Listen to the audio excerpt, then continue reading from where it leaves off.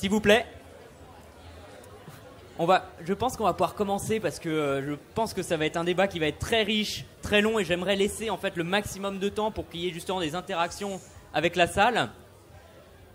Donc c'est avec un très grand plaisir que la revue Progressiste, dont je suis le rédacteur en chef, accueille en fait aujourd'hui ce débat sur l'industrie.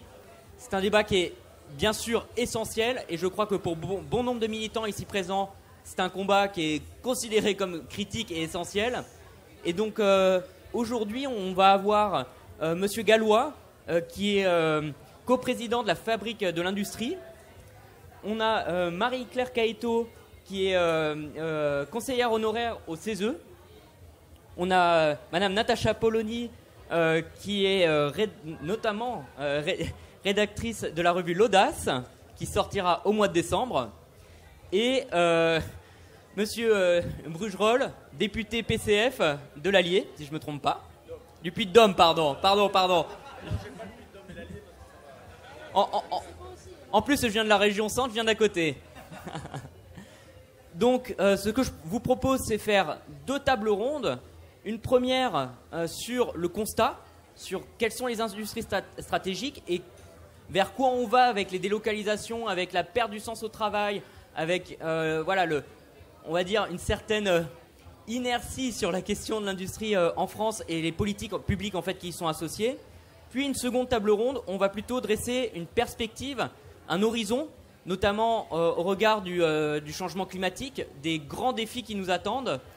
Et donc je vais commencer par donner la parole, je sais pas, Marie-Claire par exemple. Voilà.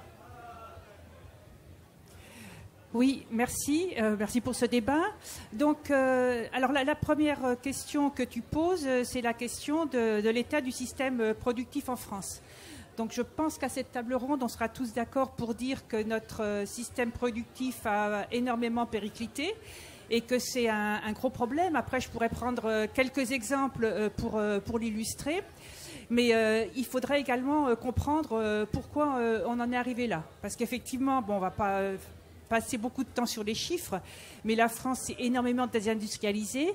D'autres pays aussi, mais nous, on s'est beaucoup plus désindustrialisé que d'autres pays en Europe, hein, puisque la part de l'industrie dans le PIB a été divisée par 2. Il y a eu 2 millions d'emplois qui ont été perdus. Donc même s'il y a une transformation de l'industrie qui englobe les services, il y a quand même une désindustrialisation massive de notre pays. Et ce n'est pas l'idée de la France Start-up Nation de Macron qui va nous permettre de récréer ce tissu productif. Parce que on aime bien, moi donc je suis syndicaliste à la CGT aussi, parler de tissu productif dans son ensemble et de filière industrielle. Ça a été un combat, ça, pendant longtemps, de pouvoir parler en termes de filière industrielle. Donc la France s'est énormément désindustrialisée et d'ailleurs on a pu voir des conséquences, mais on reviendra peut-être aussi dessus dans le débat. Mais par exemple, je pense que le mouvement des Gilets jaunes prend sa racine dans la désindustrialisation du pays. Parce que quand dans un territoire, il y a une entreprise industrielle qui ferme, ben c'est souvent des centaines, voire des milliers d'emplois d'ouvriers, souvent masculins, qui sont rayés de la carte, qui sont remplacés plus ou moins d'ailleurs par des emplois de service majoritairement féminins moins bien payés, alors que les emplois cadres restent souvent dans les grandes agglomérations, dans les grandes villes.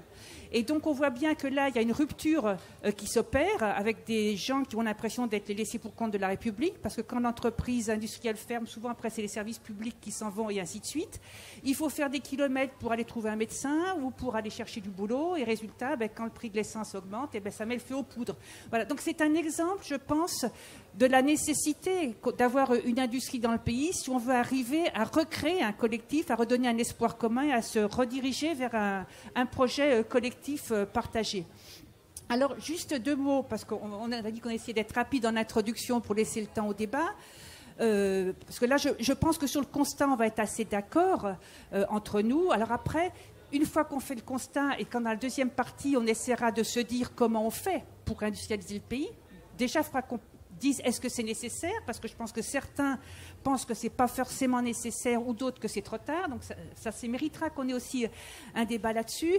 Mais avant d'arriver là-dessus, pour arriver justement à trouver les remèdes, à proposer des solutions, il faut qu'on sache pourquoi on en est arrivé là. Parce que si on ne fait pas le bon diagnostic, on n'arrivera pas à trouver les bons remèdes. Et donc, au niveau du diagnostic, je pense qu'il y a plusieurs choses. D'abord, il y a eu l'idéologie comme qu'on rentrait dans une société post-industrielle, qui a été entre autres beaucoup portée par Alain Touraine, sociologue, et puis Turruc, un ancien patron, qui, à mon avis, a été quelque chose de désastreux, l'idée de dire qu'on pouvait se passer d'industrie. L'idée qu'ont eu nos gouvernants, et certainement les grands patrons, en pensant que la Chine pourrait continuer à être l'usine du monde et que nous, on ferait que les produits à valeur ajoutée. Sauf que la Chine, c'était une étape pour elle. Hein. Elle a voulu, on ne peut pas lui reprocher, s'autonomiser et puis après se développer et avoir aussi une autonomie stratégique. Et très important, dans l'analyse, c'est la financiarisation de l'économie. C'est-à-dire que quand on demande pour une industrie d'avoir des taux de rentabilité rapides et à 2 chiffres, ça ne fonctionne pas, quoi. Ça ne peut pas fonctionner. L'industrie, c'est sur du temps long, c'est des taux de rentabilité qui ne sont pas forcément élevés. Donc, on a des grands groupes qui ont été extravertis. La France est un des pays où les grands groupes se sont le plus extravertis, c'est-à-dire qu'ils ont été faire leur production dans d'autres pays, sacrifiant l'emploi en France, avec l'idée, c'est peut-être là-dessus qu'on aura des débats, que le travail en France avait un coût trop élevé. Donc nous, à la CGT, au prétendu coût du travail, on a opposé le coût du capital, avec cette financiarisation de l'économie. Donc toutes ces situations, en plus avec un tissu industriel français particulier, dont les PME, PMI dépendent énormément des grands groupes, ont fait que tous les sous-traitants, ils ont été pris à la gorge quand on leur a demandé de presser leurs prix, ce qui a conduit souvent à un mal travail. Mais je pense qu'on viendra dans le débat sur la question du travail, qui me semble être une méthode pour justement réindustrialiser le pays, partir du travail, de ce que font les salariés dans les entreprises. Et donc, on a peu à peu un tissu industriel qui s'est délité, des grands groupes qui sont partis.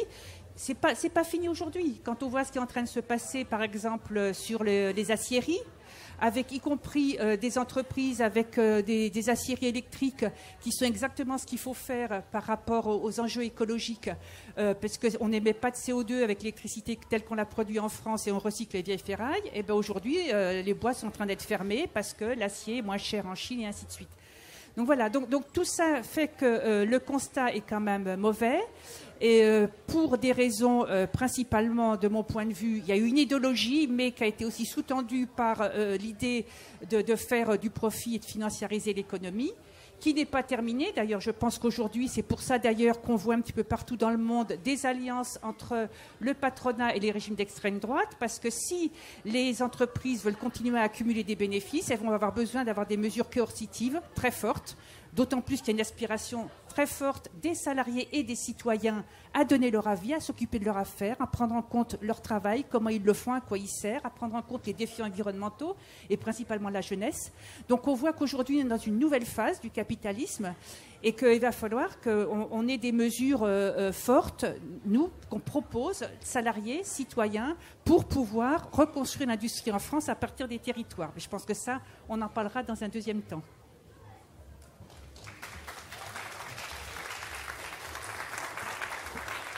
Merci beaucoup, c'était concis et très très clair.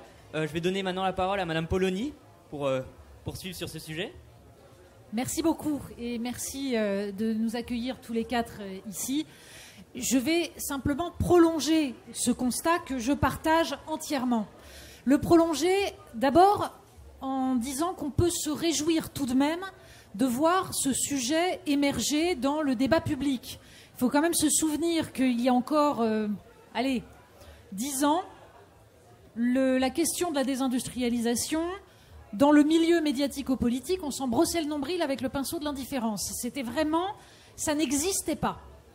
Il s'agissait de discuter de l'ouverture, du fait que le progrès était forcément dans la libre circulation des hommes, des capitaux et des marchandises. Avec cette espèce de chantage fait vis-à-vis des classes populaires, c'est-à-dire vous constatez que vous êtes les perdants de la mondialisation, vous protestez, comment vous êtes contre le fait que des gens en Chine, en Inde se soient enrichis grâce à la mondialisation, c'est donc que vous êtes égoïste, raciste, etc. Ce qui permettait d'éviter de poser le problème. Un problème, je vous rejoins, qui en fait prend sa source dans le processus de financiarisation de l'économie qui commence en 1971 quand les États-Unis décident unilatéralement de sortir du Gold Exchange Standard, c'est-à-dire des règles de Bretton Woods qui ont été mises en place à la fin de la Seconde Guerre mondiale pour éviter de reproduire les erreurs des années 30. Et cette sortie donc, du système de Bretton Woods transforme totalement le visage de l'économie, puisque le dollar devient donc, c'est d'ailleurs la phrase du secrétaire au Trésor de l'époque, le dollar c'est notre monnaie, c'est votre problème. Ça veut dire que se crée une industrie financière autour des dettes des États qui permet de créer ensuite des produits financiers décorrélés totalement de la réalité de la production, de la réalité de l'économie. C'est ça qui produit petit à petit, aux États-Unis notamment, la désindustrialisation, mais la vie à crédit des Américains, puisque c'est tout le reste du monde qui finance la dette américaine. En Europe, nous décidons dans ce cadre-là de devenir le poste avancé de la mondialisation, c'est-à-dire de la division du travail. Et là aussi, je suis entièrement d'accord. Cette idée qui consistait à dire les Chinois seront l'usine du monde, nous allons produire de la valeur ajoutée. D'abord, c'était d'un mépris absolu. C'était ensuite d'une stupidité totale, puisque quand on vendait des Airbus, on vendait aussi la technologie, et qu'en plus, se gargariser de la société de la connaissance quand on détruit l'école, ça ne peut pas fonctionner. Donc tout cela aboutit à la situation dans laquelle nous sommes. Toutefois, je la présenterai de façon un peu différente. Je me réjouis qu'on parle d'industrie, mais moi j'aimerais qu'on parle de production au sens large, car je suis convaincue que nous sommes en train de faire sur l'agriculture ce que nous avons fait sur l'industrie. Et que la question, c'est de savoir comment on fait pour produire sur le sol français et européen, pour éviter d'être dépendant dans les domaines qui sont absolument essentiels. Et dans un monde où les êtres humains vont être plus nombreux, la question de savoir comment on se nourrit est absolument fondamentale. C'est pour ça que je pense que c'est l'ensemble de la problématique de production qui se pose. Sachant que le but de ce système était évidemment de nous transformer en consommateurs. Et ça a formidablement réussi. Je faisais remarquer tout à l'heure, en plaisantant, que c'est de la provocation de m'avoir mise exactement face au panneau Édouard Leclerc. Je crois que dans la destruction de l'industrie, si la France est aussi avancée dans cette destruction, c'est peut-être parce que nous avons parmi nos groupes les plus florissants des groupes de grande distribution. Ce n'est pas un hasard si les 4 grandes centrales d'achat font partie, leurs possesseurs font partie des plus grosses fortunes françaises. C'est-à-dire que c'est un système dans lequel on pense avant tout le pouvoir d'achat, ce qui est parfaitement légitime, mais un pouvoir d'achat qu'on décorrèle de la capacité à produire. Ce qui donne évidemment une incitation. On appauvrit les populations, donc les gens vont consommer en fonction du peu d'argent qu'ils ont, donc vont être incités à aller acheter des produits qui sont fabriqués ailleurs. C'est pour ça que dans la question de la réindustrialisation, il y a un point qui pour moi est essentiel, c'est que bien sûr nous allons parler des filières qui sont stratégiques, des filières qui vont nous permettre d'envisager l'avenir, que ce soit les filières du numérique, des nouvelles technologies, que ce soit l'ensemble des filières de décarbonation.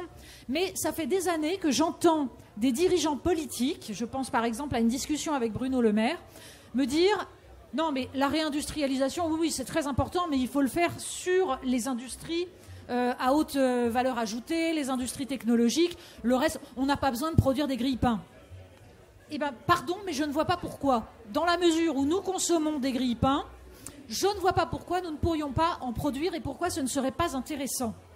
Je vous montre un truc. Ceci est un parapluie made in France. Alors, moi, je peux me permettre d'en acheter. Tout le monde ici ne peut pas. Mais si les gens qui ont le même revenu que moi mettent une partie de ce revenu dans de l'achat de produits fabriqués en France, nous modifions la donne économique. Mais pour ça, il faut que le pouvoir politique décide de favoriser ceux qui produisent au sens large. D'ailleurs, moi, dans la production, j'entends aussi ceux qui produisent du savoir, parce que c'est aussi une production qui enrichit le pays. Mais, simplement, ça ne peut se faire que dans un cadre où la concurrence est non faussée. Donc ça nécessite de se poser la question de tous les éléments qui fragilisent cette production. Et on va peut-être y venir tout à l'heure, Mais quand nous sommes dans une Union européenne fondée sur le dumping fiscal et le dumping social, quand on voit que des pays européens ont pour modèle économique soit l'exportation, soit l'importation, qui fragilisent l'ensemble de leurs voisins, il faut comprendre qu'il est nécessaire de mettre en place un rapport de force en Europe. Je vous cite un exemple. Les Pays-Bas, en fait, ont fondé leur modèle économique sur le fait qu'ils sont les chevaux de Troie des produits chinois et américains qui arrivent en Europe. Les économistes appellent ça l'effet Rotterdam. En 2022, la balance commerciale néerlandaise était déficitaire vis-à-vis de la Chine de 120 milliards d'euros. Et la balance commerciale néerlandaise était bénéficiaire vis-à-vis des autres pays européens pour 326 milliards d'euros. Ça veut dire qu'à Rotterdam arrivent des produits qui sont ensuite estampillés Union européenne et rediffusés dans l'ensemble des pays européens. C'est d'ailleurs pour ça que quand on voit la politique des droits de douane qui est appliquée par Donald Trump explique que c'est un scandale, l'Europe pille les États-Unis puisque la balance commerciale sur les biens est excédentaire pour l'Europe. En fait, nous, ça ne nous concerne pas. On a un excédent très faible en matière de biens. Nous ne vendons pas grand-chose aux États-Unis. Et si on inclut tous les produits qui passent par les Pays-Bas et qui reviennent chez nous, en fait, nous sommes largement déficitaires. Donc nous allons payer des droits de douane pour permettre à l'Allemagne de continuer à exporter, à l'Italie également, qui est très bénéficiaire, pour continuer à permettre à l'Irlande d'avoir sur son sol des filiales de grands groupes pharmaceutiques américains qui ensuite réexportent. Bref, tout cela pour dire que si on ne met pas sur la table l'ensemble des problèmes, nous n'arriverons pas à mettre en place une véritable politique de réindustrialisation et de production. J'ajoute un dernier point. Quand, par exemple, le général de Gaulle arrive en 1958 et que la France est dans un état absolument épouvantable face à des guerres coloniales qui non seulement sont absolument dramatiques, détruisent même la capacité de la France à parler au reste du monde. La France est dans un état économique terrifiant. De Gaulle arrive avec une réflexion sur les universités, les CHU, tout. Il va tout remettre d'aplomb. Qu'est-ce qu'il fait en premier? Il dévalue. Il dévalue pour redonner de l'air à la production. 10% d'abord, puis de nouveau 10%. Nous ne pouvons plus le faire. Voilà. Nous avons choisi, et on ne va pas sortir de l'euro maintenant, c'est pas le problème. En revanche, quand on s'interdit d'avoir une politique monétaire, il faut le savoir, la variable d'ajustement, c'est l'emploi, c'est tout.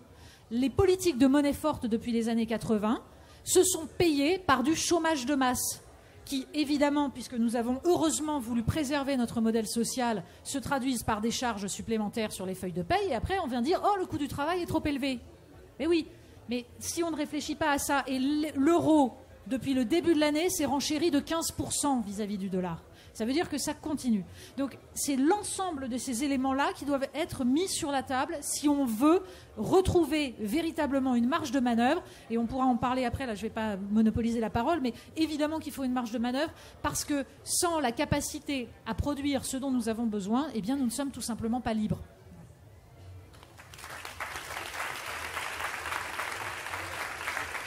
Encore une fois, merci beaucoup. Je vais peut-être donner maintenant la parole à Monsieur Gallois. C'est pas très facile de parler après de telles oratrices. Je vais essayer de pas répéter ce qui a été dit parce que je suis pas d'accord absolument sur tout, mais sur beaucoup de choses. Premier élément. Je crois lorsqu'on regarde la désindustrialisation, c'est que c'est une catastrophe pour le pays. C'est une balance commerciale complètement déficitaire et que nous n'allons pas redresser rapidement. Évidemment, problème d'emploi, déstructuration des territoires, perte d'autonomie, d'indépendance, de souveraineté. Et puis plus grave que ça, le sentiment pour les Français qu'ils étaient déclassés, qu'on avait descendu 3 marches. Et ceci, ce n'est pas le cas de tous les pays. Il y a 3 pays qui ont désindustrialisé dans le monde. c'est les États-Unis, la Grande-Bretagne et la France. Et la France l'a fait plus vite que les autres. Les États-Unis, ils ont les hautes technologies. On le voit bien, les plateformes, etc. pour compenser. La Grande-Bretagne, elle a vécu sur la place financière de Londres, financiarisée à mort. Et la France, ben, il n'y a rien. Il y a le chômage de masse. Et je suis entièrement d'accord avec Natacha Polony lorsqu'elle dit, comme on ne peut plus dévaluer, la variable d'ajustement, c'est soit les salaires, soit l'emploi. C'est-à-dire ce qu'on appelle une dévaluation interne. Or, nous sommes rentrés dans l'euro en 2000 avec un franc surévalué. Le franc était surévalué de 15%, c'est le consensus des économistes, quand nous sommes rentrés dans l'euro. Et ces 15%, nous les traînons encore. Et nous n'avons pas les moyens de corriger cela. Je pense que ça, c'est un élément tout à fait essentiel. Il faut quand même s'interroger sur le fait que ce qui arrive en France n'arrive pas en Italie, n'arrive pas en Allemagne, au moins avec la même ampleur. Je pense évidemment qu'il y a eu un consensus dans le pays. Je dis, ça ne concerne pas que le gouvernement ou les grandes entreprises. Il y a un consensus pour dire l'industrie, c'est peut-être pas si important que ça. Le travail dans l'industrie est un travail qui a ses contraintes, ce qui fait qu'il y a beaucoup de gens qui préfèrent aller travailler ailleurs que dans l'industrie. On a beaucoup de difficultés actuellement à attirer les gens vers l'industrie, ce qui pose d'ailleurs un problème de qu'est-ce que c'est que le travail dans l'industrie, comment on fait pour le rendre attractif. Et puis, il y a eu cette idée qu'on allait pouvoir remplacer ça par les services. Les services, les services sont essentiellement dans les grandes agglomérations. Ce qui fait qu'on a laissé les territoires de villes moyennes dans une situation qui est extrêmement préoccupante. Alors maintenant, il faut savoir ce que l'on fait. Qu'est-ce qu'on peut faire pour cela ? Moi, je pense qu'il faut reprendre les choses à la racine. D'abord, il faut relancer la machine à inventer en France. Nous étions un grand pays scientifique. Nous sommes actuellement, en termes de publication dans les revues scientifiques, au 13e rang, à égalité avec le Brésil. La Corée du Sud, qui est un pays de 50 millions d'habitants, est bien devant nous. Bien devant nous. Je pense que cet aspect de la perte de substance de la recherche française, de la capacité d'innovation, elle est essentielle. Le second sujet, c'est les compétences. Et ça commence par l'éducation nationale. L'effondrement des mathématiques. Est-ce qu'on va laisser une filière comme les mathématiques s'effondrer dans notre système scolaire et universitaire? Sans mathématiques, vous n'avez pas de techniciens, vous n'avez pas d'ingénieurs, vous n'avez pas de chercheurs, au moins dans les sciences dures. Vous avez les lycées professionnels. 40% des jeunes vont dans les lycées professionnels. On a supprimé des sections industrielles pour les remplacer par des sections qui débouchent sur quoi, je n'en sais rien. Et d'ailleurs, ceux qui sont dedans ne le savent pas non plus. On a fait des filières de gestion, de management, de communication, etc. Parce que ça sonnait de manière un peu plus attractive. Je pense que ces lycées professionnels, c'est une voie subie. Ce sont ceux qui ne peuvent pas aller dans l'enseignement général qui vont dans l'enseignement professionnel. On ne peut pas avoir 40% des jeunes allant dans une direction qu'ils subissent, qu'ils ne choisissent pas, qu'ils subissent. Je pense que c'est essentiel comme enjeu. Je pense d'ailleurs qu'il faudrait passer la scolarité des lycées professionnels de 3 à 4 ans pour permettre une période d'apprentissage plus longue. Il y a un problème qui nous a sauté au nez, c'est celui de l'énergie. Nous payons notre énergie 2 à 4 fois plus cher que les Américains. C'est la faute les responsabilités, elles sont claires. D'un côté, les Allemands qui ont cru qu'ils pourraient ad vitam aeternam avoir le gaz russe à bas prix et qui se retrouvent, j'allais dire comme des cons, à aller chercher de l'électricité, du gaz 2 fois ou 3 fois plus cher aux États-Unis. Et la France, qui n'a pas eu de politique énergétique pendant 20 ans, ou une politique énergétique qui balbutiait entre les énergies dites renouvelables, et on a laissé tomber le nucléaire pendant 20 ans. Et maintenant, il faut le reconstruire. Il faut construire des centrales, mais en plus, il faut reconstruire toute la filière avec les compétences. L'industrie. Il y a un 4e sujet qui, là, est plus difficile. C'est celui du financement de l'industrie.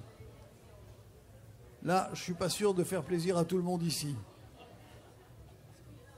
Bon. Parce que l'État ne va pas financer toute l'industrie, il en est incapable. Il faut donc des financements privés. Tant qu'on est dans le système dans lequel nous sommes. Je sais que dans cette salle, il y en a beaucoup qui voudraient changer le système. Mais enfin, on est dans le système avec lequel il faut que nous vivions aujourd'hui. Les banques ne peuvent plus financer l'industrie. Elles ne peuvent plus financer l'industrie parce qu'on leur applique des règles de prudence dans leur placement qui font qu'elles ne peuvent pas financer massivement l'industrie. Ceci à la suite de la crise de 2008, où on a fait n'importe quoi, où les excès de la financiarisation avaient conduit le système au bord du gouffre. Donc, on a à reconstruire quelque chose. Et si ce n'est pas les banques, c'est les marchés financiers. Alors, vous voyez un peu ce que ça veut dire. Les marchés financiers. Alors, M. Draghi, qui a fait un rapport excellent dont le diagnostic est excellent, même s'il est raide sur l'Europe, nous explique qu'il faut faire l'union des marchés des capitaux. Moi, je crois pas. Je sais pas, peut-être. Ce que je sais, c'est que les Français ne veulent pas placer leur épargne dans l'industrie. Où est-ce qu'ils passent leur épargne, les Français? Ils ont une épargne énorme, les Français. La France est un pays très inégalitaire, on reviendra là-dessus, mais où il y a une épargne énorme. 19% du revenu est épargné. Nous sommes les champions mondiaux. Peut-être les Chinois sont devant, parce que comme ils n'ont pas de système de retraite, je peux vous dire qu'ils épargnent. Mais ils épargnent assurance vie, immobilier, caisse d'épargne. Rien ou très peu va vers l'industrie. Il va falloir que cette épargne, nous soyons capables de l'orienter vers l'industrie. Et ça veut dire, et comme les Français, comme tous les Européens d'ailleurs, ne veulent pas prendre de risques dans leur placement, ou tout au moins un risque très modéré, eh bien il va falloir des systèmes qu'on appelle d'intermédiation, c'est-à-dire de mettre des intermédiaires qui répartissent le risque, le mutualisent. Mais il va falloir que l'épargne des Français aille vers l'industrie. Ça, c'est essentiel. Alors, comme j'ai déjà dépassé mon temps de parole, je ne parlais pas de l'Europe, mais j'y reviendrai.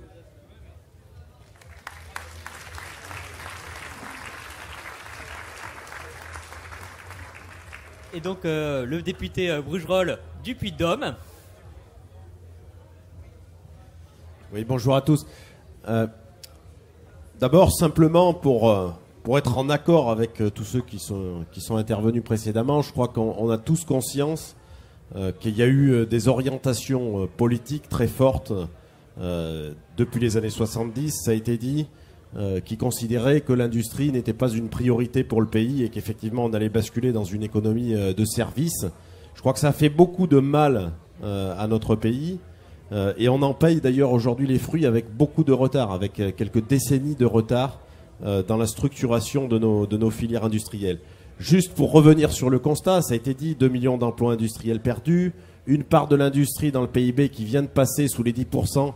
Alors, ça dépend d'ailleurs des indicateurs et du périmètre qu'on prend en compte, mais globalement qui est quand même très inférieur à la part de l'industrie dans les autres pays européens. J'ajouterais un élément d'ailleurs, c'est qu'on a aussi des industries qui sont aujourd'hui en sous-capacité de production, c'est-à-dire des usines qui ne produisent pas au niveau auquel elles sont censées produire. Bon, il y a des chiffres aussi qui parlent d'autour de 75% de taux de production. Moi, je le vis sur mon territoire. Par exemple, j'ai une verrerie sur mon territoire, et avec une espèce de stop and go industriel permanent où les capacités de production sont sous-utilisées. Alors parfois, c'est parce que les coûts de l'énergie augmentent, parfois c'est parce qu'il y a des logiques sur le marché du verre qui visent à faire augmenter les prix et donc à arrêter la production ou à limiter la production. Mais il y a tout ça aussi derrière le constat. Moi, mon interrogation, c'est, après ce constat qui est partagé, quelle a été la réponse politique ces 20 dernières années, on va dire à partir des années 2000, pour faire court, 90-2000. La seule réponse politique qu'il y a eu, c'est l'idée qu'il fallait être compétitif, qu'il fallait un choc de compétitivité. On l'a tous entendu, ce choc de compétitivité. Et la déclinaison politique de ça a été de multiplier les mesures d'exonération de cotisations sociales, de niches fiscales, c'est-à-dire l'idée qui était profonde qu'il fallait seulement agir sur le coût du travail, qu'il était trop élevé et que, comme on délocalisait vers des produits à bas coût de main-d'œuvre, la seule réponse politique de fond, c'était de faire baisser le coût du travail en France et que mécaniquement, ça allait permettre une relance industrielle sans qu'il y ait en fait en face une vraie politique, une vraie planification stratégique sur les filières sur lesquelles on était en train de perdre notre production industrielle. J'ai quelques données, mais j'aime bien les rappeler dans le débat parce que on baigne tellement dans une société de consommation où on est décroché des réalités de la production qu'on se rend même pas compte de tout ce qui nous entoure et ce qui aujourd'hui n'est plus du tout ou quasiment plus du tout produit en France. Plus de 90% des équipements électroniques, informatiques fabriqués à l'étranger. Donc en France, on n'a quasiment plus aucune construction sur ces biens qui sont des biens de consommation courante parce qu'on a tous aujourd'hui des ordinateurs, des téléphones portables. Le numérique a pris une place considérable dans notre économie. Le textile, j'en parle pas parce que c'est une vieille industrie qui a été peut-être la première à subir ce choc de désindustrialisation, avec là aussi plus de 90% des vêtements qui sont importés et qui sont plus produits en France. Plus grave, à mon avis, j'ai aussi eu une entreprise sur ma circonscription qui est une entreprise de l'industrie pharmaceutique, une implantation industrielle ex-Sanofi qui est devenue d'ailleurs EuroAPI par une série de montages et d'externalisations financières. Mais pratiquement 80% de nos médicaments qui sont aujourd'hui remboursés par la sécurité sociale, c'est-à-dire que pour lesquels nous cotisons, ne sont plus produits dans notre pays. Et donc ça pose la question de l'industrie chimique de base qui vient dans la composition et dans la fabrication de ces médicaments. Moi, le site industriel qui est sur ma circonscription, il ne produit pas des médicaments en tant que tels, la gélule, le qu'on trouve. Il ne produit que des principes actifs. Et aujourd'hui, il est quand même toujours en difficulté pour réindustrialiser et pour tout simplement fournir le marché européen, y compris parce que les opérateurs ou les très grands groupes qui, eux, font les médicaments, préfèrent continuer à acheter des principes actifs à l'étranger, en Chine, en Inde, plutôt que de jouer la carte de la production nationale, alors même qu'on affiche partout qu'il faut absolument reconquérir une certaine souveraineté sur notre industrie pharmaceutique et que dans les faits, on continue en réalité à délocaliser ces produits. Sur l'automobile aussi, alors je ne sais pas si le chiffre est vrai, mais il y avait plus que 2 à 3 voitures qui étaient fabriquées, que les Français achètent qui étaient fabriquées en France. Là aussi, c'était un pilier quand même de notre industrie manufacturière qui interroge à la fois sur les industries de base qui rentrent dans l'industrie automobile aujourd'hui. La métallurgie, la sidérurgie, évidemment. Et puis toute la bascule vers le véhicule électrique, mais peut-être qu'on y reviendra sur les filières d'avenir après, où je crois qu'il y a eu des choix industriels qui sont absolument dramatiques. Donc ce choc de compétitivité, ça peut plus être, de notre point de vue, l'alpha et l'oméga de la réponse politique, parce que si on ne se projette pas dans une véritable planification industrielle, en disant quels sont les objectifs de reconstruction de certaines filières, je crois qu'on tape à côté du clou. Et malheureusement, ce que je vis en tant que parlementaire, c'est qu'on continue à avoir l'essentiel du débat politique qui tourne autour de ça, autour du coût du travail, autour des exonérations et du coût global de production dans notre pays. Je terminerai là-dessus, mais il y a un rapport qui est sorti, qui a fait beaucoup parler, qui a été présenté notamment par notre sénateur communiste Fabien Gay, qui témoigne de ça, de cette politique-là.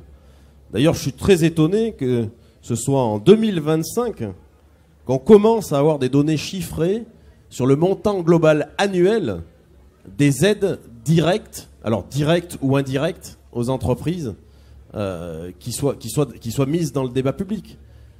Parce que c'est bien le fait que la politique industrielle, alors qui ne touche pas que l'industrie d'ailleurs, les aides d'entreprise, mais c'est bien le fait que la politique industrielle, elle n'a visé qu'à ce choc de compétitivité, à essayer de tamponner sur le coût de production et sur le coût du travail. Et le résultat, c'est qu'on n'a pas de résultat.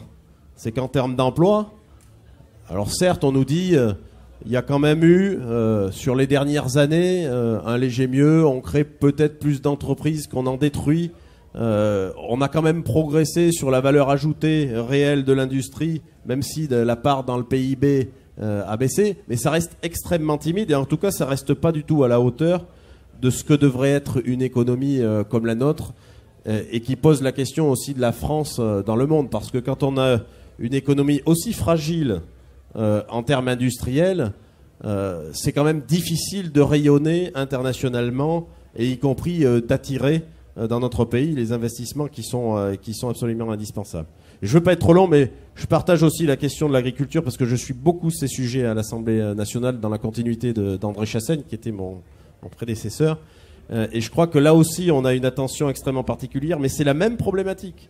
C'est que tant qu'on ne construit pas une vraie programmation, on l'appelle comme on veut, moi j'aime bien le mot de planification, mais une vraie programmation, une vraie orientation stratégique pour notre agriculture, et sur chaque filière agricole, combien on produit pour répondre d'abord aux besoins des Français puis des Européens et ensuite de voir à l'exportation sur les marchés sur lesquels on peut être. Tant qu'on ne fait pas ça, on tape à côté du clou. Or, c'est exactement, on fait tout le contraire. Tout le débat agricole ces derniers temps, ça a été en fait des débats sur des mesurettes qui certes bousculent beaucoup l'opinion publique, qui peuvent être dangereuses, etc., mais qui ne parlent absolument pas du fond, des grands objectifs de notre politique agricole, de où on produit, comment on produit, avec quelle qualité sanitaire, alimentaire, mais c'est la même chose pour l'industrie. Et en fait, on continue à avoir aussi une part des importations agricoles augmentées dans notre pays.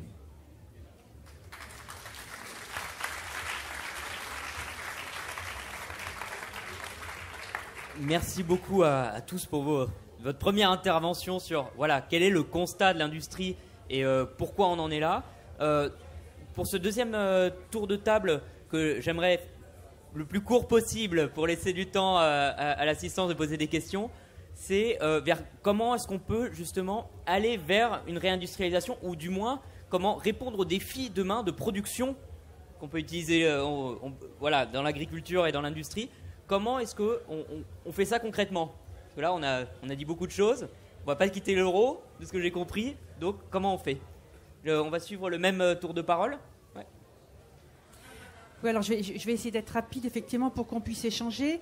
La première chose que je voulais dire, c'est par rapport à l'Europe. Parce que il me semble que dire qu'on veut retrouver une indépendance et une autonomie stratégique, ce qui est parfaitement légitime, ça ne veut pas dire qu'on fera tout seul en autarcie. Et moi, je pense qu'on ne pourra pas faire l'impasse sur avoir une véritable politique industrielle au niveau de l'Europe, ce qui n'est pas le cas aujourd'hui, et ce qui, de mon point de vue, va être très difficile à avoir, compte tenu des accords qui viennent d'être signés avec les États-Unis, qui cherchent à diviser justement l'Europe, parce que dans les accords qui sont signés, il y a des gagnants et des perdants. Les gagnants, c'est l'Allemagne, l'Irlande, les Pays-Bas, enfin ceux qui ont été cités précédemment, et la France fait partie des perdants.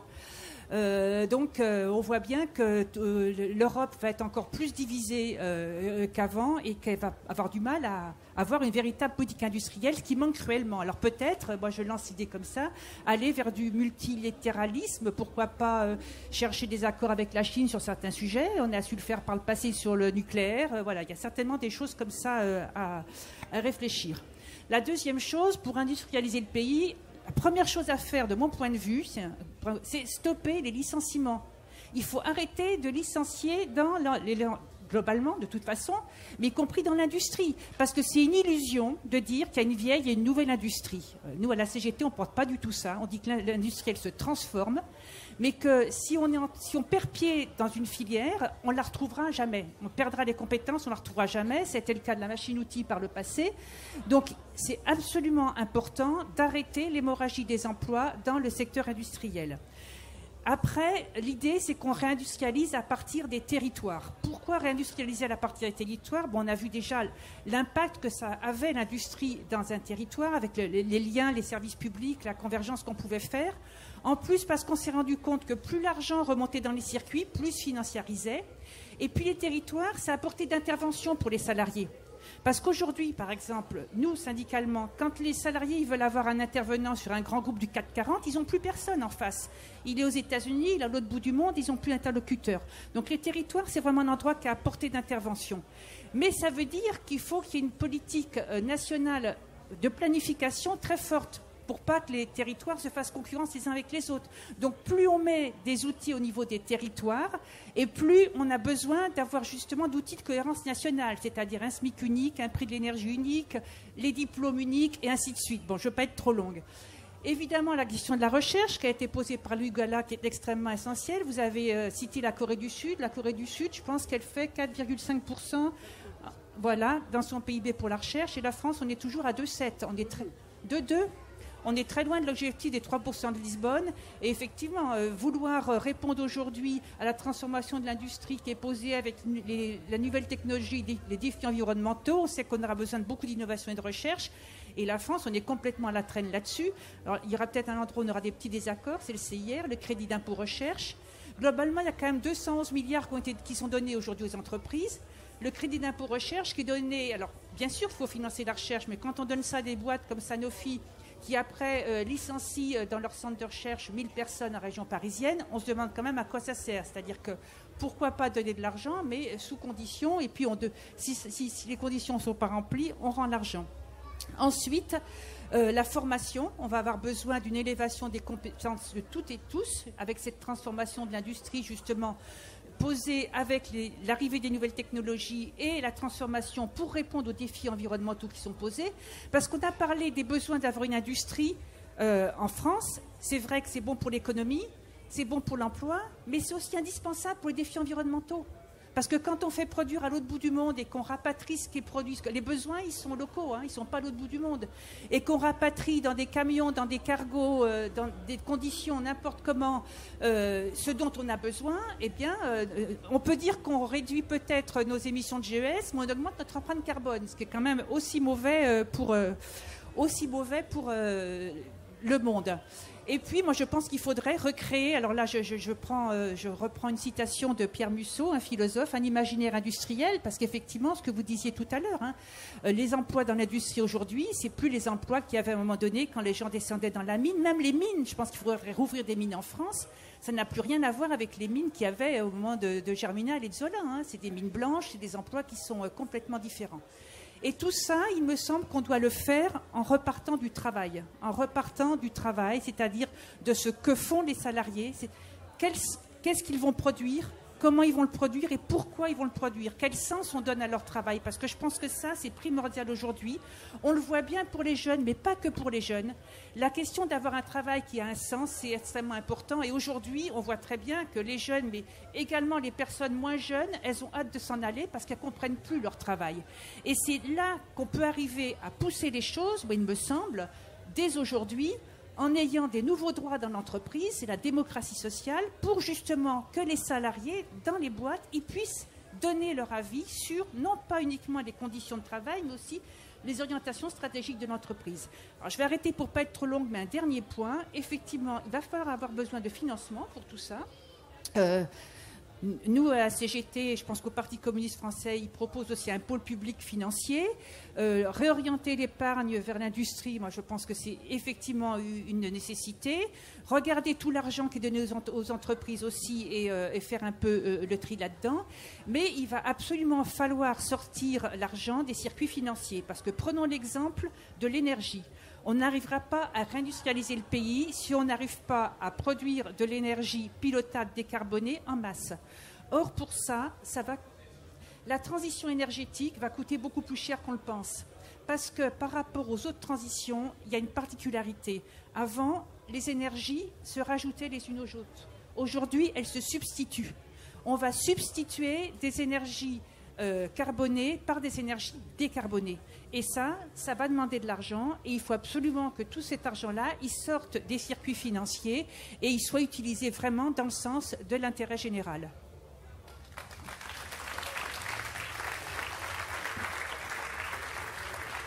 Je te remercie beaucoup. Je vais juste donner, moi je suis salarié chez Thales dans le spatial et en fait depuis 3 ans on subit suppression de postes sur suppression de postes et baisse dans la recherche.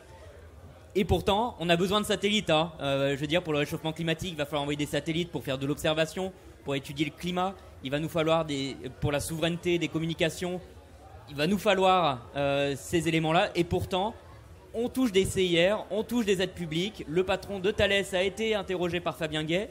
Et je crois que là, clairement, l'État n'est pas à la hauteur sur ces questions-là. Je passe la parole, du coup, à Madame Polony. Merci. Pour prolonger, en effet, ce qui vient d'être dit. Premier point, une petite parenthèse de chiffres, en effet, pour montrer à quel point le décrochage en matière scientifique, en matière de recherche est dramatique. En 2024, il y a eu dans le monde 4,2 millions de brevets déposés. Alors évidemment, il y en a une immense partie qui sont des brevets sans aucun intérêt. Mais bon, sur ces 4,2 millions, 1,5 million de brevets déposés par la Chine. 180 000 déposés en Europe, 14 000 en France. J'espère que vous imaginez le décrochage que nous sommes en train de vivre. C'est pour cela que, en effet, la question de l'éducation, de la formation, de l'orientation est absolument fondamentale. Réapprendre le plaisir de produire, parce qu'en effet c'est un plaisir, c'est une fierté d'agir sur la matière et de la transformer, c'est un des éléments essentiels qui forgent notre humanité. Ça s'apprend dès le plus jeune âge. Ne pas être un consommateur, mais vouloir comprendre comment les objets sont fabriqués.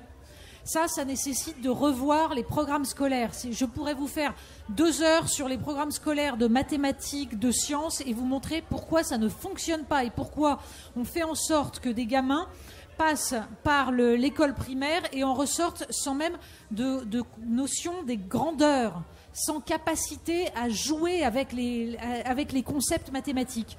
Et donc après, on voit que tout cela se répercute. Donc il y a un travail immense à faire de formation des enseignants. La plupart de nos professeurs des écoles sont, et ce n'est pas de leur faute, issus de filières littéraires. Ils ont besoin d'une formation qui leur donne justement le plaisir. On ne peut pas transmettre ce qu'on n'aime pas et ce avec quoi on a du mal. Donc il faut absolument que ces professeurs aient eux-mêmes le plaisir de comprendre les sciences, tout simplement, et qu'ils aient une culture scientifique. Ça, c'est le premier point. Deuxième point, derrière, en effet, l'orientation. Et je suis d'accord, c'est un imaginaire. J'ai le souvenir d'une discussion, d'un débat avec Jacques Attali, dans lequel je défendais l'industrie et il me répondait « Mais enfin, ce sont des emplois aliénants, ça n'a aucun intérêt. Il faut faire des auto-entrepreneurs. » Alors des auto-entrepreneurs, ça veut dire des gens qui sont en fait totalement esclavagisés, qui n'ont aucun droit social, et on atomise. Évidemment, l'avantage, c'est qu'on empêche la constitution d'un collectif qui défend des droits, mais voilà, ça donne ça. Et c'est vrai que cette vision-là des choses a été portée pendant des décennies au plus haut des structures de l'État français, ce qui est une catastrophe. Derrière, comment on réindustrialise ? Eh bien, parce que on le fait, disons, si le politique assume ses responsabilités. Pourquoi ? Parce qu'évidemment, Je disais, la question de la consommation, nous pouvons chacun orienter une part de notre consommation pour réfléchir. En fait, quand on consomme un objet, on vote pour un système économique. Et d'ailleurs, la responsabilité des pouvoirs publics, c'est d'informer les citoyens pour qu'ils puissent réellement choisir en toute connaissance de cause. Vous savez par exemple que la traçabilité est quelque chose qui est combattu à l'échelle de la Commission européenne parce que ça va à l'encontre de la libre concurrence. Donc pas de traçabilité par exemple dans les produits laitiers pour dire d'où vient le lait, pas de traçabilité dans les plats préparés, pas de voilà. Surtout que rien ne vienne entraver le choix uniquement par le prix faible, donc pour enrichir des multinationales qui font fabriquer ailleurs. Donc déjà l'information, premier point. Deuxième point, tout simplement que l'État mette en place une structure qui favorise la réindustrialisation et la production, c'est-à-dire une structure gouvernementale dans laquelle on met un ministère de l'industrie qui englobe l'énergie, qui englobe la recherche, parce que tout ça doit aller ensemble. En effet, on met à plat toutes les aides aux entreprises pour les réorienter vers ceux qui produisent sur le sol français. Ça veut dire une condition aux aides qui sont versées. Ça veut dire l'exigence d'un rapprochement entre les chaînes de recherche et développement et les chaînes de production. Ensuite, ça veut dire une utilisation de la commande publique. Il y a un levier énorme à travers ça. Alors évidemment, ça nécessite de filouter légèrement avec les règles des marchés publics de l'Union européenne. Mais dans la mesure où le pays qui a le plus de procédures pour non-respect des règles européennes, c'est l'Allemagne, je me dis qu'on peut peut-être à un moment donné, disons, là aussi, mettre en place un léger rapport de force pour définir quels sont nos enjeux vitaux. Définir les filières, qui sont les filières que nous jugeons stratégiques, dans lesquelles nous voulons pouvoir choisir. Et dans ces filières-là, eh bien justement, l'État doit pouvoir... Je suis d'accord avec le lien avec les collectivités territoriales, c'est-à-dire qu'il faut identifier les endroits où on peut réindustrialiser. Là aussi, peut-être que ça fera grincer un peu, mais dans ces endroits-là, il faut une exonération partielle de la loi ZAN, zéro artificialisation nette, pour pouvoir implanter des sites industriels. Et la question du financement, en effet, est également absolument fondamentale. Le fléchage de l'épargne avec des incitations, ça me semble, je suis bien d'accord, un des nerfs de la guerre. Bref, ces politiques peuvent être menées. Elles ne pourront être menées qu'avec de la volonté. Pourquoi ? Parce que tant qu'on a en face des gens qui parlent des entreprises en général, il faut aider les entrepreneurs, ça ne marchera pas. Je crois qu'une des erreurs majeures de la gauche sur les 40 dernières années est d'avoir pensé uniquement la question de la redistribution en oubliant ce qui faisait le cœur de la pensée historique de la gauche, les questions de production, les conditions de la production et donc, évidemment, conditions environnementales, conditions sociales. Le problème, c'est que nous avons une structure européenne qui continue sur sa lancée, qui continue à n'en avoir strictement rien à faire de la production. Par exemple, quand on décide qu'on va fixer une date à échéance extrêmement rapide pour passer entièrement aux batteries, aux voitures électriques, sans se soucier du fait que ça va mécaniquement favoriser les importations de voitures chinoises, quand on fait des subventions sur le passage aux pompes à chaleur, là aussi sans se tourner vers la filière des pompes à chaleur françaises qui aujourd'hui se retrouvent fragilisées par la concurrence chinoise, alors même qu'il y a des pompes à chaleur fabriquées en France, tout ça est absurde. Ça veut dire que les pouvoirs publics ne réfléchissent pas à ce genre de choses. Il faut en fait fixer des objectifs qui permettent petit à petit de structurer les filières. Mais pour ça, il faut une politique consciente. Pour l'instant, elle ne se fait pas à l'échelle de l'Union européenne. Donc, la France doit prendre en main son destin, sa souveraineté, et donc décider de défendre ce qu'il y a à défendre.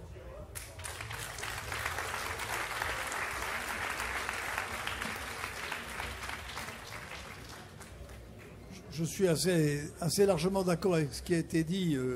Et encore une fois, donc c'est toujours très difficile quand on intervient comme troisième. C'est encore plus difficile le quatrième. Mais enfin, je voudrais revenir sur l'Europe. Nous avons un vrai problème européen. je pense, moi, qu'il va falloir remettre à plat le fonctionnement de l'Union européenne. Parce que quels sont les résultats actuellement? L'Europe est la zone de plus faible croissance dans le monde. C'est en Europe que la croissance est la plus faible qu'aux États-Unis, plus faible qu'en Amérique latine, bien sûr plus faible qu'en Asie, plus faible qu'en Afrique. C'est l'Europe la zone la plus faible, où la croissance est la plus faible. Sur les technologies de pointe, l'Europe est en train de se faire complètement larguer. Le rapport Draghi dont on a parlé est dramatique. Enfin, il lance un cri d'alarme. La Chine, les États-Unis et, de manière un peu moins forte évidemment, le Japon et la Corée sont en train de prendre une avance sur le plan technologique qui risque d'être absolument catastrophique pour nous. Nous sommes déjà totalement dépendants des plateformes numériques américaines. Quand on parle d'indépendance nationale, on est incapable de faire fonctionner le mail sans les États-Unis, l'Internet. Et ceci est en train de se pointer sur l'intelligence artificielle. La même chose. Nous allons perdre une deuxième bataille sur l'intelligence artificielle parce que nous ne mettons pas le paquet là-dessus. Et le troisième élément de l'Europe, c'est qu'on nous a bassinés en nous disant l'Europe, c'est une grande puissance commerciale, c'est fort, on est la première puissance commerciale mondiale. Et on se couche devant Trump dans des conditions humiliantes pour nous. Moi, je dois dire que quand j'ai vu l'accord que Mme von der Leyen a négocié, j'ai été humilié de voir comment on nous traitait. Je pense donc qu'il va falloir revoir comment fonctionne l'Europe. Moi, je ne propose pas qu'on sorte de l'Union européenne ou qu'on sorte de la zone euro. J'ai dit ce que je pensais de l'euro tout à l'heure, mais je ne pense pas, on peut pas en sortir. Je ne propose pas qu'on en sorte, mais qu'on retrouve de la marge de manœuvre. Il faut que l'Europe nous laisse faire des choses. On n'a pas le droit de mettre l'origine sur un médicament. Règle européenne. Pourquoi? Ben moi, je pense qu'il faut pas. C'est pas acceptable que l'Europe se mêle de cela. On n'a pas le droit de mettre Made in France sur un médicament. Et je pourrais citer des exemples assez nombreux qui montrent que nous sommes, d'une certaine manière, nous avons aliéné une grande partie de notre souveraineté. Alors moi, je ne suis pas contre l'Europe. Nous avons besoin de la coopération européenne. Nous avons besoin de travailler avec les autres sur les matériaux stratégiques dont on va avoir besoin, le lithium, le cobalt, etc. Évidemment, il faut travailler au niveau européen. On ne peut pas travailler au niveau français. Évidemment, sur l'intelligence artificielle, il va falloir travailler au niveau européen si on veut faire face aux États-Unis et à la Chine. Mais on ne peut pas travailler de la manière dont on travaille actuellement. Ça, c'est mon premier point. Le deuxième point, comment l'État peut-il opérer? Alors, je suis d'accord avec Natacha Polony lorsqu'elle propose un grand ministère qui regrouperait l'industrie, la recherche et l'énergie. Mais moi, je propose que aussi on regarde comment l'action peut se développer. Et je pense qu'il y a deux branches. La première, c'est le territoire. Je partage votre avis. Moi, dans le think tank que j'anime, on a fait une étude sur les territoires qui réussissaient, parce qu'il y a des choses qui marchent. Allez en Vendée, vous verrez comment l'industrie vendéenne se développe. Même à Alès, qui était en grande difficulté, Alès, ils sont en train de sortir la tête de l'eau. Et je pense que ça, il y a une énergie dans les territoires qu'il faut être capable de soutenir. L'État ne va pas faire ça à la place des acteurs locaux, mais il peut les soutenir.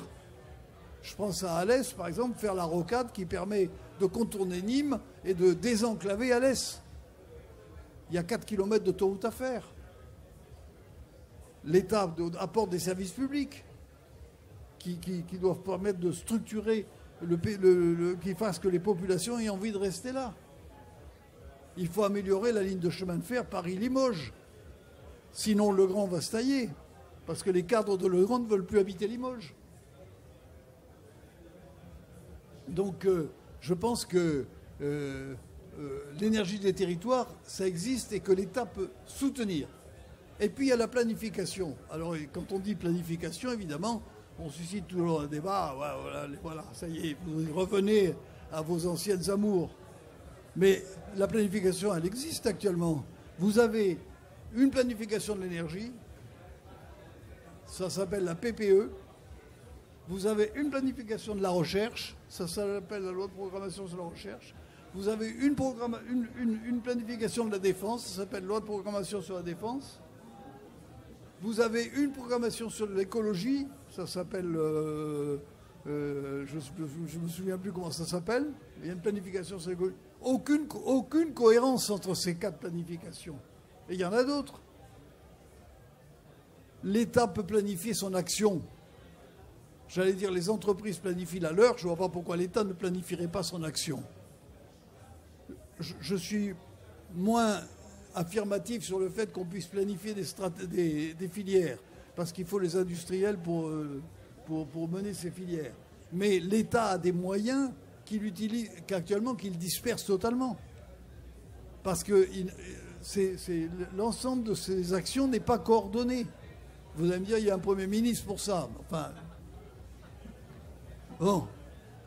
Il faut qu'il y ait une structure de coordination de ça. Il faut un commissariat au plan, un vrai, pas comme l'actuel, un vrai commissariat au plan, qui soit là et que le Parlement soit investi, qu'il y ait une commission du plan à l'Assemblée nationale et une commission du plan au Sénat, pour qu'on puisse véritablement avoir un débat démocratique sur le plan. Parce que l'objectif, c'est de faire rentrer de la démocratie là-dedans. C'est-à-dire que le peuple français puisse s'exprimer. Parce que moi, je crois que l'issue de ça, c'est un grand projet productif. Il faut que la France, on l'engage dans un grand projet productif. Et là aussi, je suis d'accord avec ce que disait Natacha tout à l'heure. La production, c'est essentiel. C'est la source, évidemment, de l'emploi. C'est la source de nos équilibres économiques. C'est la source de notre souveraineté. C'est ce qui permet aux Français d'être fiers de leur pays. Parce qu'ils sortent des produits. Moi, j'ai été patron d'Airbus. Je sais ce que c'est que la fierté sur un Airbus.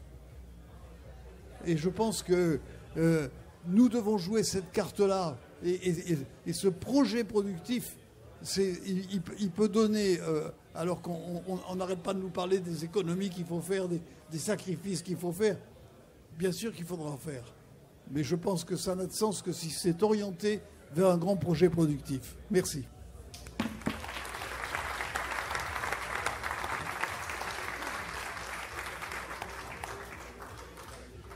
C'est d'autant plus embêtant de parler en dernier que Louis Gallois a repris tout ce que je voulais dire, notamment sur l'aspect de la création d'un commissariat général au plan.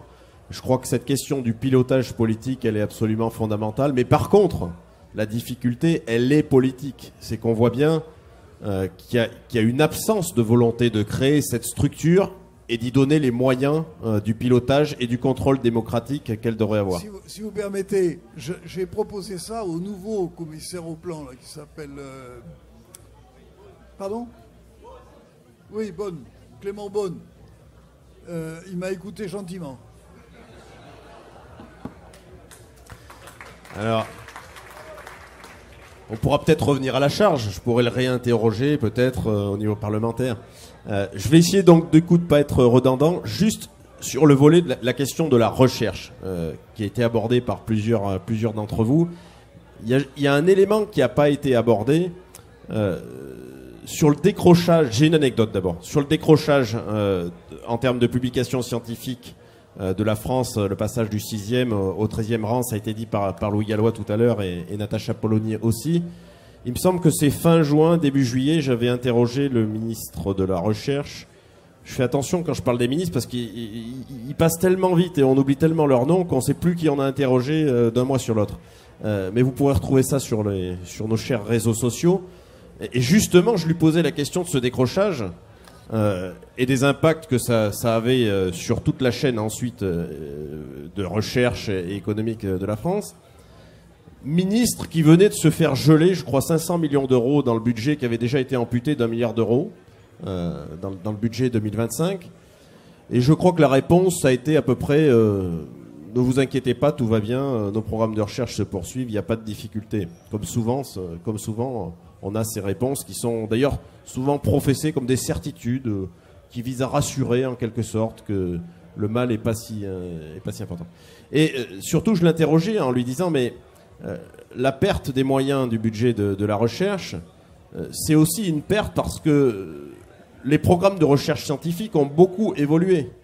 Aujourd'hui, l'essentiel de la recherche scientifique se fait en coopération internationale sur des grands projets de recherche internationaux. Et si la France ne met pas les moyens pour ses propres chercheurs pour s'insérer dans ces programmes de recherche internationaux, elle perd aussi toutes les capacités à bénéficier de ces grands programmes de recherche pour ses filières à l'avenir. Et on le dit, hein, la recherche fondamentale notamment, on dit la recherche fondamentale d'aujourd'hui, c'est la recherche-développement, le progrès technologique et l'industrie de demain. Je crois que ça n'a jamais été aussi vrai quand on regarde la situation. Et je crois qu'on a intérêt, nous, politiquement, à porter l'idée que notre budget de la recherche, il doit à la fois soutenir nos programmes de recherche nationaux, mais aussi favoriser fortement la coopération internationale en matière de recherche, parce qu'on a intérêt à avoir de vraies coopérations économiques et pas seulement des concurrences et des logiques de compétitivité à l'échelle mondiale, y compris entre blocs d'ailleurs ou entre États. Ça, c'était sur le volet de la recherche. Le deuxième, c'était la deuxième remarque que je voulais faire, c'est évidemment on peut pas se passer aujourd'hui de définir les filières, des filières qui sont quand même stratégiques. Et les filières stratégiques, c'est d'abord ce qu'on appelle souvent l'industrie de l'industrie. L'énergie, par exemple, moi je travaille beaucoup sur ces questions-là. On a un atout absolument exceptionnel dans notre pays, c'est d'avoir une électricité qui est largement décarbonée parce qu'on a eu des choix industriels par le passé qui ont permis aussi d'avoir ce mix énergétique décarboné aujourd'hui, avec un coût de production réel de cette électricité qui peut servir notre industrie, qui est parmi les plus faibles au monde, mais par contre un prix réel qui est payé par notre industrie, qui est en complet décalage et qui subit en plus les turpitudes et les crises internationales. Moi je suis extrêmement choqué par l'absence de volonté politique de redonner à nos industriels une électricité pas chère et pour le coup que cet outil-là soit un vrai levier de compétitivité, même si j'aime peut-être pas toujours ce mot. Je suis vraiment choqué par le fait qu'on n'ait pas agi dans la dernière période à la hauteur dans ce sujet. C'est la même chose d'ailleurs pour la question de la métallurgie et de notre acier. Est-ce qu'aujourd'hui on accepte que les dernières capacités de production de l'acier français soient perdues, notamment avec toute la bataille avec ArcelorMittal, j'y reviens pas, ou est-ce que là on met à un moment donné un stop en disant ça c'est une industrie de l'industrie absolument fondamentale si on veut reconstruire quelles que soient nos filières industrielles, il y a de l'acier partout, de l'acier simple jusqu'à de l'acier transformé complexe, et là il faut absolument pas qu'on perde ces capacités de production là, y compris en disant voilà, nous on souhaite un acier décarboné, on a la capacité de production en énergie, en électricité pour fournir ces hauts fourneaux et qu'ils soient électrifiés, on était à la tête au niveau mondial de cette technologie-là. Et notre ligne de conduite, c'est que cette capacité de production-là ne peut pas partir et qu'y compris on est prêt à aller à la nationalisation ou à une socialisation en tout cas de cette capacité de production-là. Sur la chimie, c'est pareil. Moi, je suis très inquiet sur la chimie parce qu'on a de la chimie de base qui s'en va. Et comme la chimie complexe part de cette chimie de base, on a aussi une difficulté après à avoir des plans de reconquête industrielle quand on a perdu la première brique de notre industrie. Sur les propositions politiques, bon, ça a été dit par Marie-Claire aussi. Je crois qu'il faut absolument qu'on ait à la fois de nouveaux droits pour les salariés de l'industrie dans leur entreprise. J'ai revu d'ailleurs circuler sur les réseaux sociaux les discours de Gaulle sur l'implication dans l'entreprise, comme quoi c'est un sujet qui est d'actualité, qui était assez largement partagé, à la fois en termes de participation, mais à la fois en termes d'orientation stratégique dans l'entreprise. Il ne faut pas que ce soit uniquement une participation aux richesses produites, mais il faut que ce soit véritablement de nouveaux droits en termes d'orientation industrielle, de pilotage, et dans les enjeux de décarbonation qui sont devant nous dans nos industries. On sait souvent que l'expertise des salariés qui sont au contact direct de l'outil de production pour limiter les consommations énergétiques ou pour transformer les process industriels, elle est absolument fondamentale. Et je crois qu'aujourd'hui, il y a vraiment un manque de ce côté-là en termes d'implication, parce qu'on a un pilotage aussi qui est beaucoup plus financiarisé qu'il n'avait pu l'être. Qui n'avait pu être précédent. Donc la question des nouveaux droits des salariés, la question de la conditionnalité des aides économiques, bon, on l'a abordé très rapidement tout à l'heure, mais quand même, quand on regarde les masses, les masses financières qui sont en jeu, moi je préférerais que alors on a cité les 211 milliards du rapport de Fabien Gay, même s'il faut regarder à l'intérieur de ces 211 milliards, quelle est la part d'exonération, quelle est la part de niche fiscale, quelle est la part d'aide publique directe. Je crois que c'est très détaillé dans le rapport. Mais on est quand même sur des chiffres qui sont à plusieurs dizaines de milliards et qui ne peuvent pas être distribués aujourd'hui sans avoir des objectifs précis, un contrôle sur ces objectifs, et sans, ça a été dit, qu'ils servent avant tout le développement de l'emploi et des capacités de production sur le territoire national. Je crois que ça doit être les deux critères de conditionnalité absolument majeurs. Et on ne peut pas se satisfaire qu'une grande partie de ces moyens publics soient dévoyés et partent dans la distribution de dividendes sur des très grands groupes qui n'en ont en fait réellement pas besoin, parce qu'ils ont les capacités d'investir dans leur recherche, dans leur développement de leur production. Voilà ce que je voulais rajouter, même si ça a été dit un peu par d'autres, mais je voulais compléter le débat. Merci. Merci à nos 4 intervenants et intervenantes sur... Voilà, là, je pense qu'on a dressé quand même on a posé beaucoup d'éléments sur la table. Malheureusement, on va avoir que 20 minutes de questions. Mais bien sûr, le débat continue.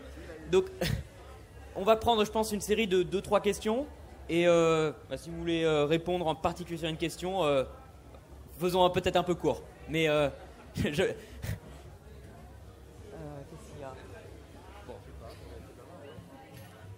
Oui, il y a 2-3 impensés dans votre débat. Le premier, c'est la guerre. Les 500 milliards, les 80 milliards en France. Ils ont planifié la guerre. Et ils abandonnent la planification de la transition climatique. Nos adversaires, c'est l'impérialisme, notre impérialisme. Et cet impérialisme nous a enfermés dans une logique destructrice. La nation et l'internationalisme. Vous nous avez parlé de l'Europe. Vous ne nous avez pas réellement parlé d'internationalisme. Moi, je travaille pour la turbine Arabelle. J'ai été Alstom. J'ai été bradé à General Electric. J'ai été nationalisé. Mais le jour où j'ai été nationalisé, j'ai vécu un projet industriel. Il y a la DIN, la direction interministérielle au nucléaire neuf. Il y a une planification. Le PDG d'EDF aujourd'hui, il dit souveraineté. On a des industriels qui sont capables de porter des projets. Il faut y aller. Moi, je vous le dis, le PCF propose la nationalisation de Total. La chimie, ça passe par Total. C'est la base de l'écosystème et ça boucle l'écosystème de l'énergie. Parce que c'est eux qui détiennent le renouvelable. C'est eux qui détiennent l'électrification. Et maintenant, l'internationalisme. Eh ben oui, moi, je fais de la turbine Arabelle. Et si je ne peux pas la vendre au Kazakhstan, parce que le Kazakhstan, il va avoir une centrale par les Russes. Parce que les Russes, ils ne se contentent pas de vouloir l'uranium, mais ils coopèrent. Coopérer, ça veut dire donner au Kazakhstan les moyens de son émancipation. Les 2/3 de la production mondiale se font hors de la vieille Europe, hors des États-Unis. Si vous voulez enfermer la coopération au sein de l'Europe, et je ne dis pas vous autour de la table, parce que je sais qu'on est d'accord, je pense, on en discuté, c'est ça ma question, la vraie coopération, elle est mondialisée. Moi, je veux qu'on fasse tomber les sanctions qui pèsent aujourd'hui, y compris sur la Russie, parce qu'il n'y a pas de raison qu'il y ait des bons et des mauvais pays, parce qu'à ce compte-là, les États-Unis sont autant un mauvais pays que les autres. La Chine n'est pas pire qu'Israël, donc je ne vois pas ce qui pourrait nous bloquer. Il faut faire péter ce cadre impérialiste, il faut sortir de nos vieux schémas, il faut remettre en place l'idée de la socialisation, de la nationalisation et de la coopération internationale.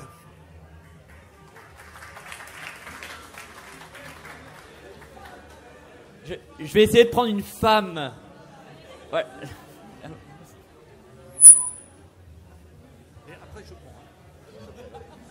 C'est bon? Ouais. Moi, je voudrais revenir sur la question de l'Europe qui a été évoquée, qu'on aurait ou à bidouiller ou qu'il faut revoir. Mais dès aujourd'hui, dans l'Europe telle qu'elle est, on a des possibilités. pour emprunter directement à la Banque européenne sans passer par les banques, on peut créer on en a un peu rapidement parlé, des organismes financiers. On peut, parce que sur la question de l'énergie, par exemple, on a été Macron et ils ont été au-delà de ce que demandait l'Europe. Parce que s'il y a des articles qui existent dans les traités européens qui disent que si jamais nous, pour notre cohérence nationale, parce que la façon dont on veut diriger notre pays, eh ben, l'énergie, c'est indispensable d'être sorti de la concurrence, on peut le faire. Sur la nationalisation de la SNCF et refaire un fret, etc., on peut le faire parce qu'il faut poser sur la table de l'Europe que notre conception à nous de notre pays, eh ben, c'est pas des biens marchands et ils n'ont pas à être mis en concurrence. Et ça existe déjà dans les traités européens. Alors il n'y a qu'à s'en emparer, quoi. Voilà. Je vais prendre un jeune. Je vais prendre un jeune. Non, la jeunesse et l'avenir, je vais prendre un jeune. On va... T'avais une question ? Oui, j'avais une question. Alors, merci beaucoup déjà pour ce débat très riche et très exhaustif. Moi, j'ai une petite question sur la place de la robotisation dans la réindustrialisation. Parce je suis arrivé un peu en retard, mais je crois qu'on n'en a pas parlé. On sait qu'on a une crise des vocations, une crise des compétences. Et aussi qu'on va avoir aussi une crise démographique qui va s'intensifier au fil des ans. Alors est-ce que la robotisation, c'est pas aussi un véritable enjeu pour l'industrie ? On sait que le taux de robotisation de la production française est très inférieur à celle de l'Allemagne, qui est encore inférieure à celle du Japon et de la Chine. Je vous remercie. Vous voulez commencer déjà avec ce petit batch de questions ? Oui, il me semble qu'on peut répondre parce que là c'est déjà très très riche comme question. Peut-être pour commencer par cette question essentielle, d'abord de savoir si nous avons encore une vision de la place de la France dans le monde. Vous parlez des turbines Arabelle, vous parlez d'Alstom. C'est un exemple typique de la tragédie que constitue l'abandon de l'intérêt national par nos élites économiques et politiques. Alstom a été victime de l'extraterritorialité du droit américain. Et je pourrais vous citer, puisque là aussi c'est un des sujets qui n'intéressait absolument pas ni les journalistes ni les politiques à un moment, deux députés, Karine Berger et Pierre Lelouch, ont fait un rapport, je pense que ça devait être vers, 2016, sur l'extraterritorialité du droit américain. Karine Berger me raconte un jour qu'elle en parle au ministre des Affaires étrangères de l'époque, ancien Premier ministre. Elle lui raconte tout le sujet, etc. Et il répond, donc ministre socialiste, « Ah là là, c'est bien compliqué tout ça. » Voilà. Ça, c'est la réponse du ministre des Affaires étrangères de la France quand on parle de l'extraterritorialité du droit américain. Tout ça pour dire que la mécanique dans laquelle nous sommes pris aujourd'hui nous rend totalement soumis à cette logique de bloc et nous a en fait réintégré de force parmi les vassaux des Américains. Pour des raisons qu'on peut comprendre, qu'on peut expliquer, mais la France a de fait renoncé à avoir une voix spécifique qui, à mon avis, est absolument nécessaire dans un contexte justement de nouvelle guerre froide et surtout dans un contexte où on voit à quel point l'affrontement entre les États-Unis et la Chine peut très rapidement déraper.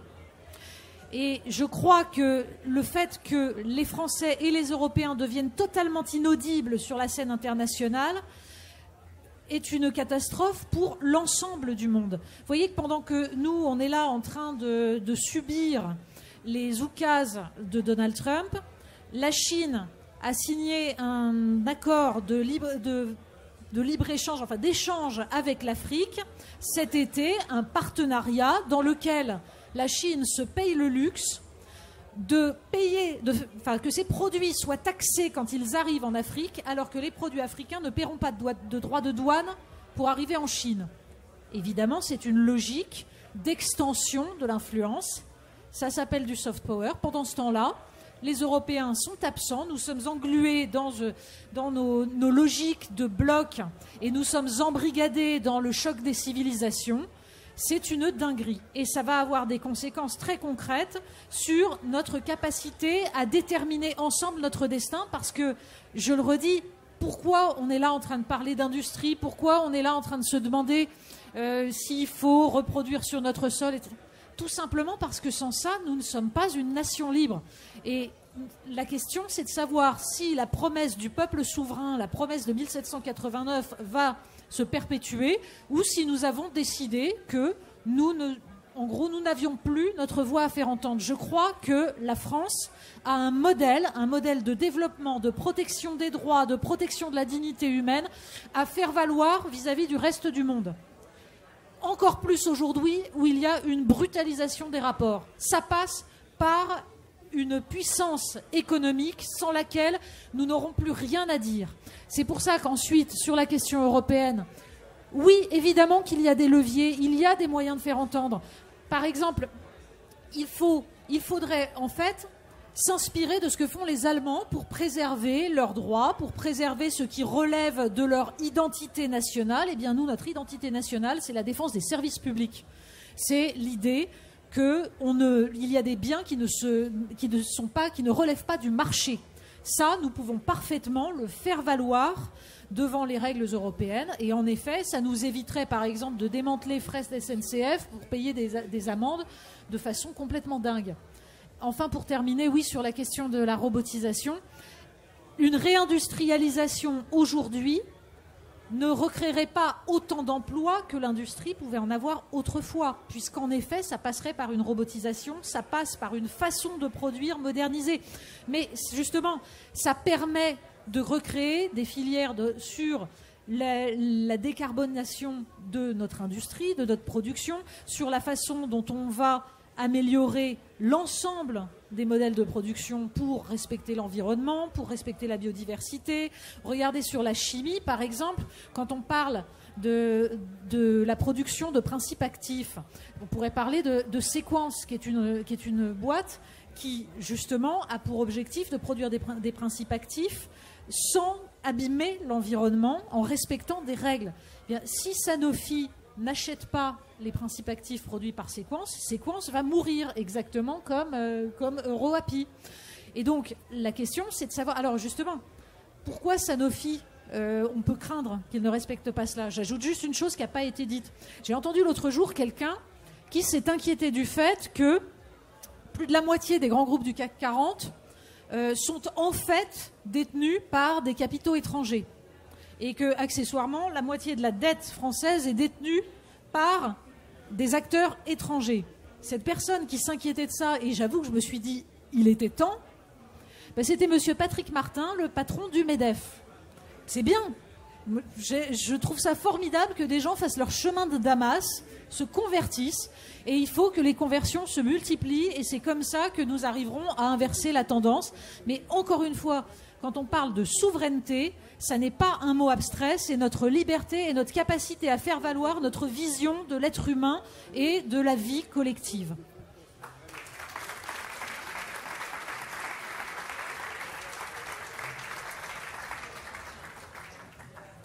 Juste un mot sur l'Europe. Moi, je ne partage pas votre optimisme, madame. J'ai vu comment l'Europe agissait vis-à-vis de la SNCF. J'étais pas trop mal placé pour en parler. Ils ont obligé la SNCF à se couper en deux. Et il a fallu que les Allemands disent c'est pas possible de se couper en deux pour qu'on revienne et qu'on puisse reconstituer les deux, SNCF Réseau et SNCF Voyageurs. Bon. Sur le fret, ils ont démantelé le fret de la SNCF. EDF est passé à deux doigts de l'éclatement à cause de l'Europe. Et encore, l'Europe vient d'empêcher EDF de devenir propriétaire des barrages. Donc, je pense qu'il y a des choses à faire certainement en Europe, mais il y a aussi des choses à changer. Sur l'industrie automobile, les décisions prises au niveau européen, sans aucune étude d'impact, sont des décisions qui foutent en l'air l'industrie automobile européenne, pas française, européenne. Sur la robotisation et plus largement sur la pénétration de nouvelles technologies dans l'industrie, nous sommes en retard. Nous sommes en retard. La moyenne des entreprises qui ont fait pénétrer les technologies numériques, les avancées aux États-Unis, c'est 73%. En Europe, c'est 70%. En France, c'est 57%. Nous sommes décrochés par rapport aux autres. Il faut que les nouvelles technologies rentrent dans les entreprises industrielles. Sinon, ces entreprises industrielles, elles ne pourront pas faire face à la concurrence. Et ceci, c'est dans toutes les industries. C'est pour ça qu'il n'y a pas les anciennes industries, les nouvelles industries. Il y a les industries qui se modernisent et celles qui ne se modernisent pas. Celles qui ne se modernisent pas, elles sont condamnées. C'est pas très agréable parce que la robotique, ça ne crée pas beaucoup d'emplois. Mais on le sait, quand il n'y a pas d'industrie, il y a encore moins d'emplois. Donc, je crois qu'il faut jouer ce jeu.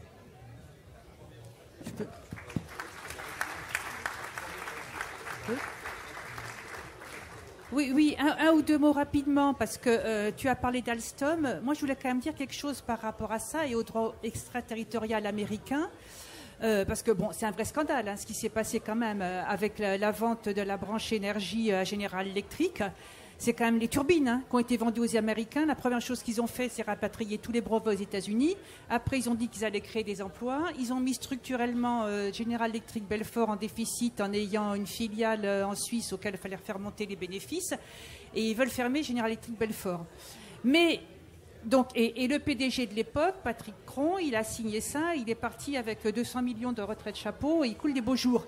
Mais à l'époque, qui a fait ça au niveau politique ? C'est Emmanuel Macron. C'est notre président de la République à l'heure actuelle qui a fait ça à l'époque. Je me souviens, Arnaud Montebourg disait qu'il l'avait appris, que ça a été fait dans son dos. Non mais voilà, donc comment voulez-vous que les choses elles puissent avancer au niveau de l'industrie si à la tête de l'État, on a un des premiers responsables quand même de la perte d'une partie importante de notre industrie en France. La deuxième chose par rapport à l'Europe, alors moi effectivement, j'ai plutôt tendance à partager votre pessimisme, mais bon, je pense qu'il faudrait qu'on arrive à trouver des pays avec lesquels avancer. Mais aujourd'hui, il y a un tel poids politique de l'Allemagne au niveau de l'Europe. Sur l'énergie, vous parlez de l'énergie. L'Allemagne sait très bien que la France avait un avantage industriel, parce que au niveau de l'industrie, un des avantages concurrentiels, c'est le prix de l'énergie. Or, la France, on l'a dit plusieurs, elle produit de l'électricité décarbonée à bas coût. Donc, c'est un sacré avantage concurrentiel. Donc, moi, je pense que sciemment, pour protéger son industrie, les gouvernements allemands ont essayé de faire tomber le nucléaire français. Je le dis un petit peu en raccourci, mais toutes les lois qui ont été faites au niveau européen ont été faites pour dézinguer EDF. Et effectivement, s'ils n'ont pas réussi, je pense que c'est grâce aux salariés qui ont quand même fait beaucoup d'heures de grève, non pas pour eux, mais pour conserver un service public de l'énergie en France. Bon, on n'y est pas complètement arrivé, mais il y a quand même eu des choses qui ne sont pas passées. Donc, il y a un problème avec ce poids politique de l'Allemagne européenne. Donc, effectivement, il faut avancer au niveau Europe, mais il faut trouver des pays avec lesquels on peut avancer pour faire un poids. Parce que moi, je partage ce qu'a dit Natacha Polony, l'Europe et la France, on est inaudibles maintenant dans le monde, et en particulier les pays africains. C'est très inquiétant quand même la manière dont on est en train d'être considéré. Et un petit mot juste pour finir sur la robotisation. Moi, je pense qu'effectivement, je partage tout ça, il faut introduire les nouvelles technologies dans les entreprises, mais il faut le faire avec les salariés. Et on se bat là-dessus depuis des années parce qu'il faut que les gains de productivité, ils n'aillent pas justement dans les dividendes, mais ils aillent pour qu'il y ait plus de formation, pour qu'on diminue le temps de travail, pour qu'on augmente les qualifications. Parce que justement, introduire les nouvelles technologies, c'est pas pour supprimer des emplois. C'est pour, par exemple, passer aux 32 heures. C'est pour avoir des budgets pour former les gens. Parce que du coup, les qualifications de tout le monde vont augmenter. Et dernière chose, sur tout ce qui est nouvelles technologies, moi, je pense qu'il y a vraiment une question démocratique qui est centrale. Il n'y a pas de neutralité technologique. La technologie, c'est une construction sociale et qui importe qui veut dire dans quelle société on va vivre. Enfin, regardez, par exemple, le téléphone portable, ça modèle complètement la société. Donc, il faut absolument que les peuples, les citoyens puissent donner leur avis sur ces nouvelles technologies avant de dire qu'il faut les introduire et tout. Il faut qu'il y ait des débats là-dessus pour savoir qu'est-ce que ça apporte, à quoi ça sert et si réellement on doit aller dans ce sens-là.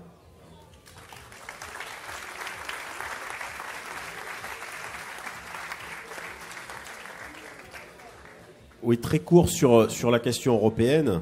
Moi, je crois qu'il y a un problème de fond qui est quand même celui de la primauté qui est donnée à la politique commerciale de l'Union européenne sur quasiment toutes les autres politiques qui sont conduites, et notamment la question de la politique industrielle et de la réindustrialisation.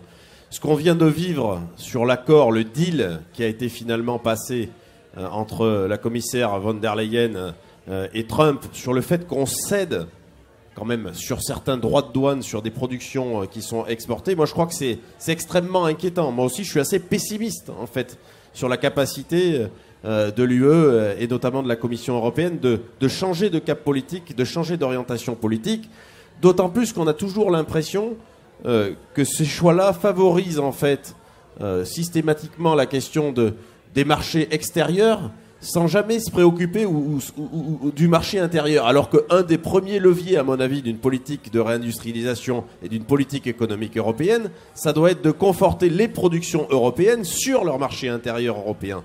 Et là, on a l'impression que toute la politique qui est conduite, et notamment sa politique commerciale, elle vise uniquement à ne pas perdre de part de marché dans d'autres ensembles régionaux, comme si on n'avait pas un ensemble régional qui déjà constituait à peu près 500 millions d'euros, je ne sais pas si, qui est quand même un marché important.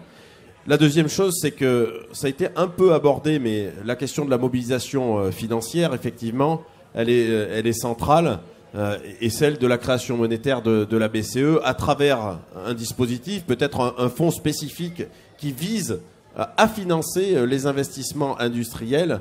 Je crois que cette création monétaire-là, elle doit être très utile là-dessus. De même qu'elle doit être utile d'ailleurs pour financer le maintien de nos services publics, qui sont souvent à la base, l'environnement au sens large de nos services publics est à la base aussi de notre création de richesse, et souvent c'est un point qui est complètement écarté. Donc il y a véritablement besoin de créer cette politique, de réorienter cette politique monétaire avec sans doute la création d'un fonds particulier. Et ça a été dit aussi, mais il faut quand même qu'on change aussi les critères de mobilisation de financement des banques. Parce que les banques, elles doivent jouer pleinement leur rôle de financeur de l'économie réelle et pas seulement de captation d'une épargne pour le placer sur des marchés financiers et faire en quelque sorte créer une bulle financière qui ne sert pas réellement le pays et l'économie de notre pays. Donc il y a tous ces leviers-là. Mais je reste très pessimiste sur cette capacité de l'Union européenne, malgré d'ailleurs qu'elle soit interrogée dans le débat public des différents États sur ces sujets-là. Je trouve qu'on garde globalement le même cap, et c'est ça qui est quand même extrêmement inquiétant. Juste parce que j'y pense, la question de la traçabilité des productions sur le marché intérieur européen, elle est aussi essentielle. Là, je serais un peu moins pessimiste, c'est que quand il y a une volonté politique, notamment de la France, pour trouver un rapport de force avec d'autres États européens pour progresser dans cette direction, je crois qu'on aboutit à des résultats. Ça a été un peu le cas sur la question agricole, sur la traçabilité de la viande notamment, ou des produits bruts, sur les miels aussi. Je crois qu'il faut absolument qu'il y ait une mobilisation politique de trouver des accords et des rapports de force avec les autres États pour avancer. Il n'y a que les batailles perdues qui sont pas menées, qui sont perdues d'avance. Et je crois que si on a aussi un levier, nous, fort au niveau parlementaire à pousser, c'est cette question-là du rapport de force à l'intérieur de l'Union. Je note qu'il y a quand même de moins en moins de relations de relations entre les parlementaires pour pousser justement à des évolutions de la législation européenne. Ça m'inquiète aussi beaucoup.